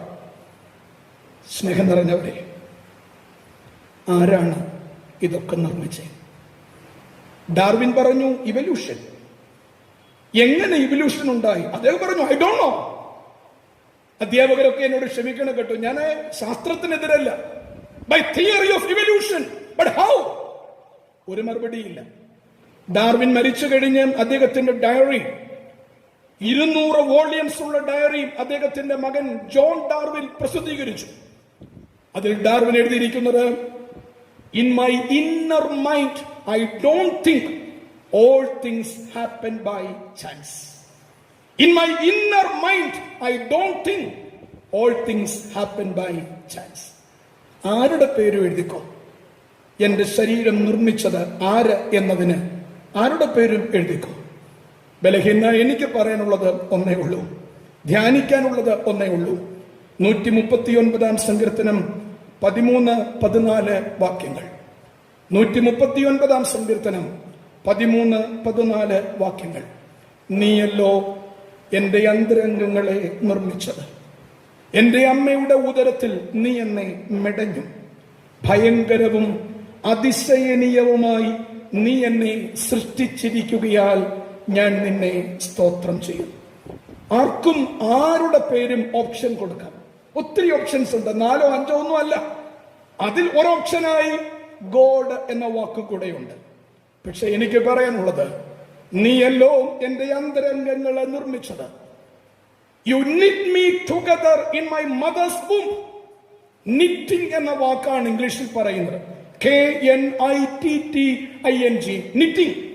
നിറ്റിംഗ് എന്ന വാക്ക് ഉപയോഗിക്കുമ്പോൾ മാനുഫാക്ചറിംഗ് എന്ന് പറയുമ്പോൾ നമുക്കറിയാം വാഹനങ്ങൾ നിർമ്മിക്കുന്നതിന് അല്ലെങ്കിൽ ഒരു സാധനം നിർമ്മിക്കുന്നത് മാനുഫാക്ചറിംഗ്. അസംബിളിംഗ് എന്ന് പറയുമ്പോൾ വാഹനം നിർമ്മിക്കുന്നതിന്, ബിൽഡിംഗ് എന്ന് പറയുമ്പോൾ കെട്ടിടം നിർമ്മിക്കുന്നതിന്. എന്നാൽ നിറ്റിംഗ് എന്ന് പറയുമ്പോൾ ബഹിരാകാശത്തേക്ക് പോകുന്ന ഉപഗ്രഹങ്ങൾ നിർമ്മിക്കുന്നതിന് ഉപയോഗിച്ചിരിക്കുന്ന ടെക്നിക്കൽ വേർഡാണ് നിറ്റിംഗ് എന്ന വാക്ക്. സങ്കീർത്തനക്കാരൻ പറയുകയാണ്, എന്റെ അമ്മയുടെ ഉദരത്തിൽ നീ എന്നെ മെടഞ്ഞു. നമ്മുടെ പിതാക്കന്മാർക്ക് ആ അവബോധമുണ്ടായിരുന്നു.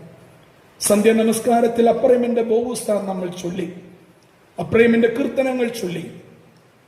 നിന്റെ വലതുകരത്താൽ സൃഷ്ടിക്കപ്പെട്ടതായ ഈ ശരീരത്തോട് നിനക്ക് കരുണ തോന്നണമേ. നിന്റെ വലതുകരത്താൽ സൃഷ്ടിക്കപ്പെട്ടതായ ഈ ശരീരത്തോട് നിനക്ക് കരുണ തോന്നണമേ. എലിജ ഓഫ് നിസിബിസ് ഒന്നാമതായി ഓർമ്മപ്പെടുത്തുകയാണ്, എനിക്ക് ഒരു ഉടയവൻ ഉണ്ട് എന്ന് ഞാൻ അറിയുന്നു. അവൻ എന്റെ സൃഷ്ടാവും എന്റെ പരിപാലകനുമാണ്. ഇന്നുവരെയും എനിക്ക് ആവശ്യത്തിനുള്ള അപ്പം അവൻ മുടക്കിയിട്ടില്ല. അവനിലുള്ള എന്റെ ഉറപ്പ് പരിധി ഇല്ലാത്തതാണ്. ഈ ശരീരം, ഞാൻ പറഞ്ഞല്ലോ, ബുദ്ധിയും ആത്മാവും നമുക്ക് അവിടെ നിർത്താം. കാരണം നമ്മുടെ ബുദ്ധിയിലൊന്നും അത് വ്യാഖ്യാനിക്കാനൊക്കെ ഇല്ല. അത് ഗ്രിഗറി ഓഫ് നിസായോ, ബേസിൽ ഓഫ് കൈസറിയായോ, ഗ്രിഗറി ഓഫ് നാസിയാൻസനോ, പിന്നെ ഇങ്ങേറ്റം വന്ന പൗലോസ് മാർ ഗ്രിഗോറിയോസോ ഒക്കെ പറയട്ടെ, നമുക്ക് അതുപോലെ പറയാനുള്ള യോഗ്യതയില്ല. ബട്ട് ദിസ് വിസിബിൾ ബോഡി, ഇത് ദൈവത്തിന്റെ ദാനമാ പ്രിയപ്പെട്ടവരെ, ദൈവത്തിന്റെ ദാനമാ. ആ അവബോധമുണ്ടെങ്കിൽ നമുക്ക് വിശുദ്ധിയിൽ ജീവിക്കുവാൻ കഴിയും. ഈ ശരീരം ദൈവത്തിന്റെ ദാനമാണെന്ന് അവബോധമുണ്ടാകണം. കൃഷ്ണപ്പരുന്ത് പറക്കേണ്ട തലത്തിലെ പറക്കാവും. കൃഷ്ണപ്പരുന്ത് പറക്കേണ്ട ഉയരത്തിൽ പറക്കണം. താന്ന് പറഞ്ഞാൽ കാക്ക ഊത്തും. പിന്നെ എന്നെ കാക്ക ഒത്തിയേ എന്ന് പറഞ്ഞ് നടക്കരുത്. അങ്ങനെ നടക്കുന്നവരുടെ എണ്ണങ്ങൾ ഇന്ന് കൂടിക്കൂടി വരികയാണ്. കൃഷ്ണപ്പരുന്ത് പറക്കേണ്ട ഉയരത്തിൽ പറക്കണം. നില മറക്കരുത്, നിലവാരം മറക്കരുത്. നില തെറ്റും, തകിടം മറിയും. ഈ ശരീരം ദൈവത്തിന്റെ ദാനമാണ് എന്ന ചിന്ത ഒന്നാമതായി ഭരിക്കട്ടെ. രണ്ടാമത് പെട്ടെന്ന് പറഞ്ഞ് ഞാൻ അവസാനിപ്പിക്കാം. രണ്ടാമതായി എലിജ ഓഫ് നിസിബിസ് പറയുകയാണ്, എന്റെ ജീവിതത്തിന് ഒരവസാനമുണ്ട് എന്ന് ഞാൻ അറിയുന്നു. അതിവേഗം ഞാൻ അതിലേക്ക് ഓടിയെടുക്കുന്നു എന്നറിയുന്നതിനാൽ അതീവ ജാഗ്രതയോടെ ജീവിക്കുന്നു.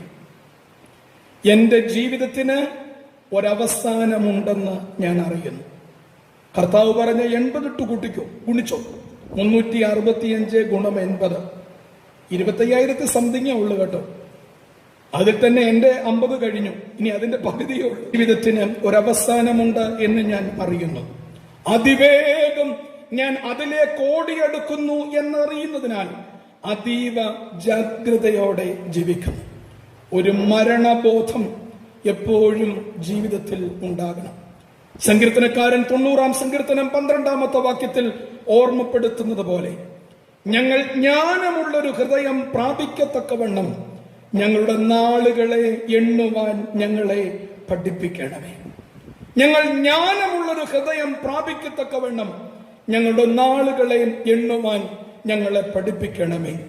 നീതിസാരം പറയുന്നത്, സൂര്യൻ ഉദിച്ച് അസ്തമിക്കുന്നതോടൊപ്പം ദിവസവും ആയുസിന്റെ ഒരു ഭാഗവും കൂടി പോകുന്നു എന്ന് മനസ്സിലാക്കി സുഹൃതങ്ങൾ ചെയ്ത് ജീവിക്കണം. നമ്മളിതൊന്നും വലുതായിട്ട് വായിക്കാറൊന്നുമില്ല, കാരണം വായിച്ചാൽ കുഴപ്പമാണ്. നമ്മുടെ ജീവിതത്തിന് ഒരവസാനമുണ്ട്. സ്നേഹം നിറഞ്ഞലേ, life is postponed death. Life is postponed death. നീട്ടിവെക്കപ്പെട്ട മരണമാണ് ജീവിതം. നീട്ടിവെക്കപ്പെട്ട മരണമാണ്. കൊട്ടാരമായാലും വിട്ടേ മതിയാകും. നാം നമ്മുടെ വലിയ പ്രാധാന്യത കൊടുക്കുന്ന നമ്മുടെ ശരീരം, ഈ ആത്മാവ് ശരീരത്തിൽ നിന്നും മാറേണ്ടുന്നത് അനിവാര്യമാണ്. നമ്മുടെ പിതാക്കന്മാർക്ക് ആ അവബോധമുണ്ടായിരുന്നു. ക്ഷമിക്കുക, ഈ ആശയങ്ങൾ പങ്കുവെക്കുമ്പോൾ ഇന്നേറെ പ്രാർത്ഥനയുണ്ട്. കൈപൊക്കി പ്രാർത്ഥനയുണ്ട്, കാലുപൊക്കി പ്രാർത്ഥനയുണ്ട്, തുള്ളി പ്രാർത്ഥനയുണ്ട്, കിടന്നു പ്രാർത്ഥനയുണ്ട്, വീഴിച്ചു പ്രാർത്ഥനയുണ്ട്, തൊട്ടാ വീഴുന്ന പ്രാർത്ഥനയുണ്ട്. പക്ഷേ പരിശുദ്ധ പിതാക്കന്മാർ തന്ന രഹസ്യ പ്രാർത്ഥനകൾ എന്തേ അസ്തമിച്ചു പോകുന്നു? ചൊവ്വാഴ്ച പാതിരാത്രിയുടെ പ്രാർത്ഥനയിൽ പുണ്യപിതാക്കന്മാർ പ്രാർത്ഥിക്കുവാൻ വേണ്ടി നമുക്ക് തന്നിരിക്കുകയാണ്. കർത്താവേ, നിന്നോട് ഞാൻ അപേക്ഷിക്കുന്നത് എന്തെന്നാൽ നിന്റെ കരുണ എന്റെ മേൽ വരികയും നിന്റെ വലതുകൈ എന്നെ മറയ്ക്കുകയും ചെയ്യണമേ. കാരണം എന്റെ ആത്മാവ് ശരീരത്തിൽ നിന്നുള്ള അതിന്റെ പുറപ്പാട് നേരത്തെക്കുറിച്ചും മനുഷ്യരുടെ ആത്മാക്കളെ വീശി വിരുദ്ധതകൾ നിറഞ്ഞിരിക്കുന്ന ഈ ലോകത്തിൽ വെച്ച് ചെയ്തിട്ടുള്ള പാപങ്ങൾ ഹേതുവായിട്ട് അന്ധകാര സ്ഥലത്തേക്ക് അവരെ കൊണ്ടുപോകുവാൻ വായുമണ്ഡലത്തിൽ പതിയിരിക്കുന്ന പിശാചുക്കളുടെ എതിർപ്പിനെയും ഭയപ്പെടുന്നു. കർത്താവേ, എന്റെ ശരീരത്തിനും എന്റെ ആത്മാവിനും നീ കാവൽക്കാരൻ ആയിരിക്കണമേ. എത്ര പേര് പ്രാർത്ഥിക്കുന്നുണ്ട്? പ്രാർത്ഥിച്ച പിതാക്കന്മാരാ ഇവിടെ അന്ത്യവിശ്രമം കൊള്ളുന്നേ. യേശുവിനെ ഞങ്ങൾക്കറിയാം, പൗലോസിനെ പരിചയമുണ്ട്. Who are you? പെരുന്നാളുകൾ വളരെയേറെ ആഡംബരങ്ങളായി നടത്തുമ്പോൾ സഭയോടുള്ള ചോദ്യം, പ്രിയപ്പെട്ടവരെ, it's A question of the world. ഞാനതിനെ ദുരാത്മാവിന്റെ ചോദ്യമെന്നല്ല, ലോകത്തിന്റെ ചോദ്യമാണ്. പുത്തൻകാവിലുള്ള സാധാരണപ്പെട്ടവർ ചോദിക്കുന്ന ചോദ്യമാണ്. ഞങ്ങൾക്കറിയാം അന്ത്രയോസ് ബാവായെ, ഞങ്ങൾക്കറിയാം 6-ാം മാർത്തോമായെ, ഞങ്ങൾക്കറിയാം 8-ാം മാർത്തോമായെ, ഞങ്ങൾക്കറിയാം പുത്തൻകാവിന്റെ പൊന്നോമന പുത്രനായ പുത്തൻകാവിൽ തിരുമേനിയെ. പക്ഷെ നീ ആര്? നീ ഇത്രയും പെരുന്നാളൊക്കെ നടത്തിയിട്ട് അവരുടെ ഏത് ഗുണമാണ് നിന്നിലേക്ക് വന്നത്? സ്വയാർജിതമാകണം വിശുദ്ധി. ആരെയും ചാരി നിൽക്കാൻ കഴിയില്ല. പുറപ്പാട് പുസ്തകം 33-ാം അധ്യായം 11-ാം വാക്യത്തിന്റെ അവസാന ഭാഗത്ത് ഒരു വാചകം ശ്രദ്ധേയമായി രേഖപ്പെടുത്തിയിട്ടുണ്ട്. പുറപ്പാട് 33:11 അവസാന വാക്യം ഇങ്ങനെയാണ്: നൂന്റെ പുത്രനായ യോശുവായോ കൂടാരത്തെ വിട്ടുമാറാതെ ഇരുന്നു. മുമ്പ് ഞാൻ പറഞ്ഞതുപോലെ അപ്രധാനമായ ഒരു സംഭവമാണ്, അപ്രധാനമായ ഒരു വാക്യമാണ്. പക്ഷേ അത് വേദപുസ്തകത്തിൽ ചേർത്തിരിക്കുകയാണ്. എന്താ അതിന്റെ പശ്ചാത്തലം? സമാഗമന കൂടാരം അടിച്ചു, സാക്ഷ്യപെട്ടകം കൊണ്ടുവച്ചു, മഹത്വപ്പെടുത്തുകയാണ്. മോശ പ്രാർത്ഥിക്കുമ്പോൾ ഇസ്രായേൽ ജനമെല്ലാം കൂടാരത്തിനകത്തുണ്ട്. കൂടാരത്തിനകത്ത് പല പരിപാടികൾ ചെയ്ത പ്രാർത്ഥനയോടെ ജനം നിൽക്കുകയാണ്. പക്ഷെ 33-ാം അധ്യായം 10 മുതലുള്ള വാക്യങ്ങൾ വായിക്കുമ്പോ മോശ എപ്പോ കേറിപ്പോയോ ജനം പത്തി മടക്കി. മോശ എപ്പോ പ്രാർത്ഥന തീർത്തോ ജനത്തിന്റെ പ്രാർത്ഥനയും തീർന്നു. തൊട്ടു താഴെ എഴുതിയിരിക്കുകയാണ്: നൂന്റെ മകനായ യോശുവായോ കൂടാരത്തോട് ചേർന്ന് നിന്നു. മോശ കൂടാരത്തിൽ നിന്ന് പാളയത്തിൽ കടക്കുമ്പോ ജനത്തിന്റെ പ്രാർത്ഥന തീർന്നു. പരസ്യ പ്രാർത്ഥനയോടൊപ്പം രഹസ്യ പ്രാർത്ഥന വേണം. പരസ്യമായ ആരാധനാ ക്രമീകരണങ്ങളോടൊപ്പം രഹസ്യമായ ഒരു ക്രമീകരണവും വേണം. അതുകൊണ്ടാണ് രേഖപ്പെടുത്തിയിരിക്കുന്നത്: നൂന്റെ മകനായ യോശുവായോ കൂടാരത്തോട് ചേർന്ന് നിന്നു. മോശ കയറിയപ്പോ അവൻ കഥവടച്ചില്ല. ഇന്ന് എത്രയും നേരത്തെ പള്ളിക്കകത്ത് കഥവടയ്ക്കാനാണ് നോക്കുന്നത്. എന്തായാലും കോവിഡ് വന്നതുകൊണ്ട് അതിനൊരു ഗുണമുണ്ടായി. എല്ലാ കഥവും തുറക്കണ്ടല്ലോ. കോവിഡാണ് എന്ന് പറഞ്ഞാൽ മതി, കോവിഡ് മാറി. പക്ഷെ എന്നാലും നമ്മുടെ ജനത്തിന് ആരാധനയ്ക്ക് വരുന്നതിനുള്ള തീഷ്ണത പഴയ പോലെ വന്നിട്ടില്ല. എല്ലായിടത്തും പോകാം. ലുലുമാളിൽ പോയി 1.5 ലക്ഷം പേർക്ക് തള്ളാം. No Covid. ചെങ്ങന്നൂർ ചന്തയിൽ പോയി തള്ളാം, നോ കോവിഡ്. പറക്കോട് എന്തേലും തള്ളാം. പള്ളി വരുമ്പോ ഭയങ്കര കോവിഡാ. ഇപ്പൊ ഗവൺമെന്റ് തന്നെ പറഞ്ഞു മാസ്ക് വെക്കുക, സ്ഥലം അതിന്റെ ഡിസ്റ്റൻസ് പാലിക്കുക. ഞങ്ങൾ പ്രസംഗിക്കാൻ പോകുന്നവരൊക്കെ ഇപ്പൊ ചെയ്യുന്നൊരു കാര്യം മൈക്കും കൊണ്ട് പോവുക. കാരണം മാസ്ക് വെച്ച് പ്രസംഗിക്കാൻ ഒക്കില്ലേ 1.5 മണിക്കൂർ. അപ്പൊ പിന്നെ മൈക്ക് കൊണ്ട് പോവുക. അപ്പൊ കോവിഡ് പ്രശ്നമില്ലല്ലോ. ദൈവം തമ്പുരാൻ എന്തോരം ചാൻസസ് തന്നിട്ടുണ്ട്, ദൈവം തമ്പുരാൻ എന്തോരം നല്ല കാര്യങ്ങൾ തന്നിട്ടുണ്ട്. പക്ഷേ ആത്മീക കാര്യങ്ങളിൽ നമ്മൾ പിന്നോക്കമാണ്. കാരണം ഇല്ലാതെ വരുമ്പോഴും ആഗ്രഹിച്ചിട്ടും കിട്ടാതെ വരുമ്പോഴുമേ ഉള്ളതിന്റെ മേന്മയും നന്മയും നാം തിരിച്ചറിയുള്ളൂ. ഇല്ലാതെ വരുമ്പോഴും ആഗ്രഹിച്ചിട്ടും കിട്ടാതെ വരുമ്പോഴും. എലിജ ഓഫ് നിസിബിസ് മൂന്നാമതായി ഓർമ്മപ്പെടുത്തുന്നു. ഒന്നാമതായി എനിക്കൊരു ഉടയവനുണ്ട്, രണ്ടാമതായി എനിക്കൊരു മരണമുണ്ട്. അതീവ ജാഗ്രതയോടെ ഞാൻ അതിനു വേണ്ടി കാത്തിരിക്കുന്നു. മൂന്നാമതായി പറയുന്നു, എന്റെ ജീവിതത്തിന് ഒരു നിയോഗമുണ്ട് എന്ന് ഞാൻ അറിയുന്നു. അത് എന്നിലൂടെ തന്നെ നിർവഹിക്കപ്പെടുന്നതിനാൽ ഞാൻ എന്നെ തന്നെ ഒരുക്കുന്നു. I have an occasion.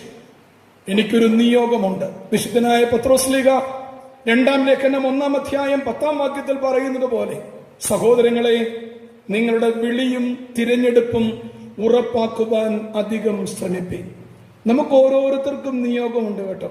വലിയ കാര്യങ്ങളൊന്നുമല്ല. എല്ലാവർക്കും കാതോലിക്ക ഭാവാനൊക്കെ ഇല്ല. ഇപ്പൊ മെത്രാന്മാരുടെ തെരഞ്ഞെടുപ്പായിരുന്നല്ലോ. ഞാൻ പറയും 26 പേരും യോഗ്യതയുള്ളവരാണ്.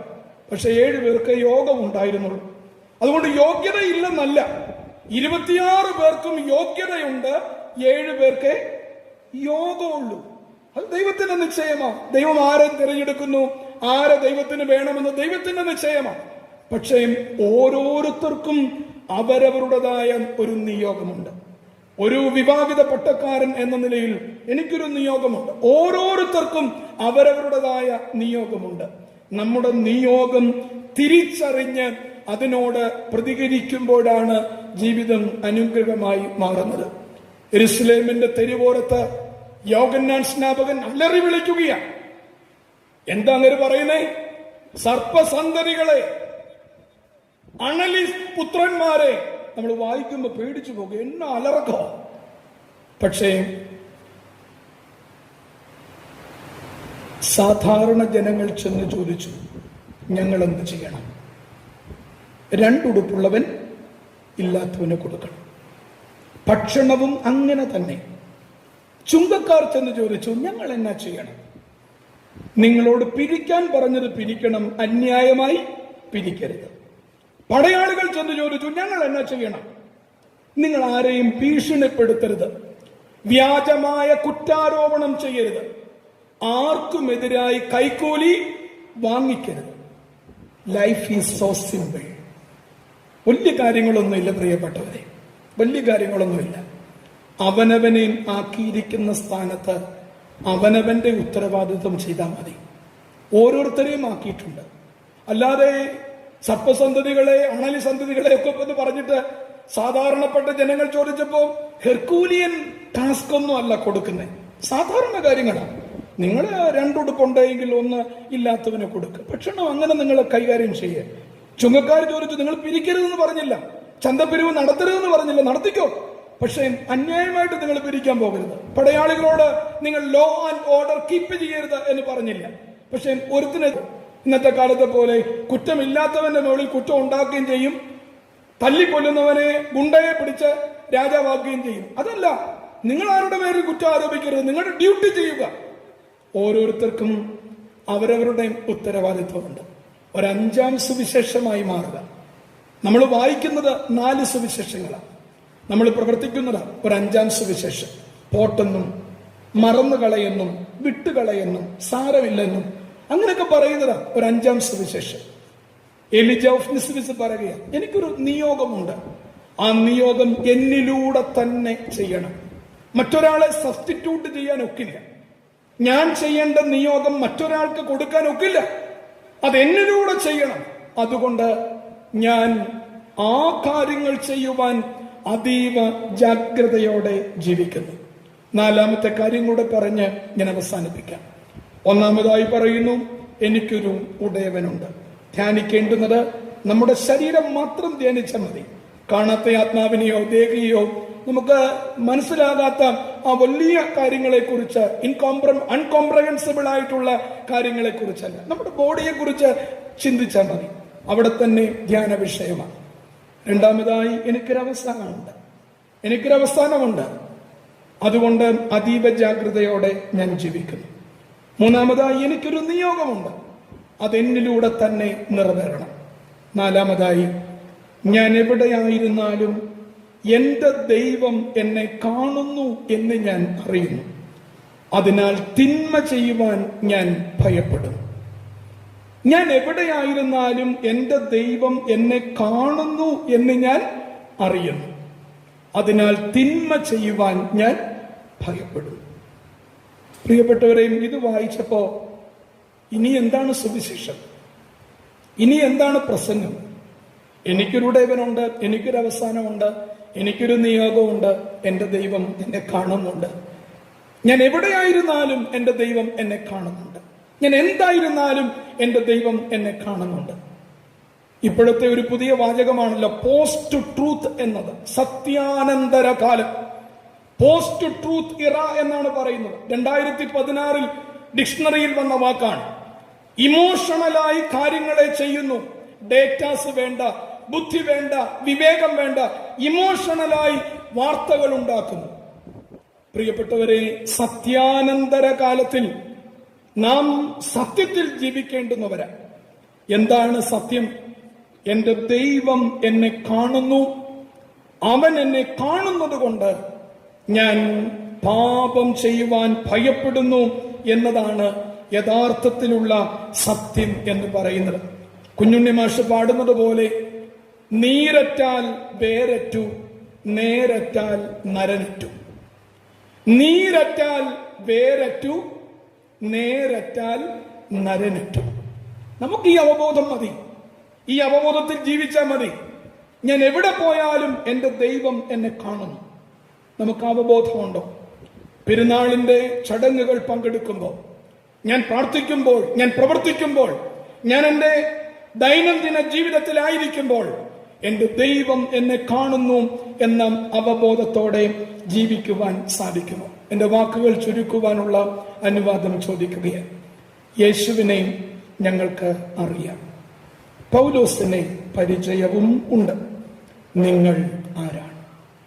നമുക്ക് വിശുദ്ധിയിൽ നിന്ന് വിശുദ്ധിയിലേക്ക് ജീവിക്കുവാൻ തക്കവണ്ണം നമ്മുടെ ജീവിതത്തെയും ഈ പരിശുദ്ധ നോമ്പ് കാലത്ത് ക്രമീകരിക്കാം. നമുക്ക് ദൈവത്തോട് പ്രാർത്ഥിക്കണം. കർത്താവേ, ഞങ്ങൾക്ക് പരിമിതിയുണ്ട്. പരിമിതിയുള്ള ഞങ്ങളെ നിന്റെ കരത്തിൽ നീ സൂക്ഷിക്കണമേ. ഞങ്ങളുടെ പരിമിതികളെ കുറിച്ച് ഞങ്ങൾക്ക് ബോധം വരുത്തണമേ. ഞങ്ങൾക്ക് ഒരു ഉടയവനുണ്ട് എന്നും ഞങ്ങൾക്ക് ഒരവസാനമുണ്ട് എന്നും എനിക്ക് ഒരു നിയോഗമുണ്ട് എന്നും എന്റെ ദൈവം എന്നെ കാണുന്നു എന്നുമുള്ള അവബോധത്തിൽ ജീവിക്കുവാൻ സാധിക്കണമേ. അതെ, വിശുദ്ധിയിലേക്ക് വളരുവാനുള്ള 4 അവബോധങ്ങൾ ഇതാണ്. ഈ ജീവിതത്തിൽ നമുക്ക് അത് പാലിക്കുവാനും പ്രവർത്തിക്കുവാനും എല്ലാ നന്മകളും ദൈവം ചൊരിയട്ടെ എന്ന പ്രാർത്ഥനയോടെ വിരമിക്കുന്നു. പരിശുദ്ധനായ അന്ത്രയോസ് പിതാവിന്റെ ഓർമ്മ ധന്യമായി തീരട്ടെ.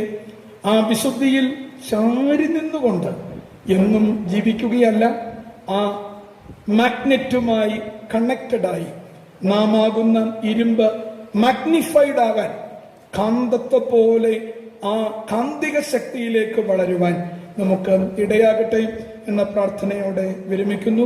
ക്ഷണിച്ചതിനുള്ള നന്ദി ബഹുമാനപ്പെട്ട അച്ഛനോട് രേഖപ്പെടുത്തി എന്റെ പിതൃസ്ഥാനീയരായ ജ്യേഷ്ഠ സഹോദരസ്ഥാനീയരായ എല്ലാ വൈദിക ശ്രേഷ്ഠരോടുമുള്ള നന്ദി രേഖപ്പെടുത്തി ഈ സമയം വളരെ ശ്രദ്ധയോട് കേട്ടിരുന്ന നിങ്ങളോ ഏവരോടുമുള്ള നന്ദിയും സ്നേഹവും കടപ്പാടും അറിയിക്കുന്നു. ദൈവം അനുഗ്രഹിക്കട്ടെ. ഇപ്പോൾ ഗായക സംഘം ഒരു ഗാനം ആലപിക്കുന്ന